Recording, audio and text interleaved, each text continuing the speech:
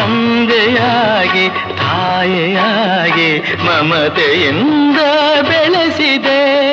ಬಿಸಿಲು ಮಳೆಗೆ ನರಳದಂತೆ ನಿನ್ನ ನೆರಳಲಿ ಸಲಹಿದೆ. ಆ ಪ್ರೀತಿಯ ಮನ ಮರೆವುದೇ. ನಿನ್ನ ಕಂಗಳ ಬಿಸಿಯ ಹನಿಗಳು 100 ಕಥೆಯ ಹೇಳಿದೆ. ನಿನ್ನ ಪ್ರೇಮದ ನುಡಿಯ ಕೇಳಿ 100 ನೆನಪು ಮೂಡಿವೆ.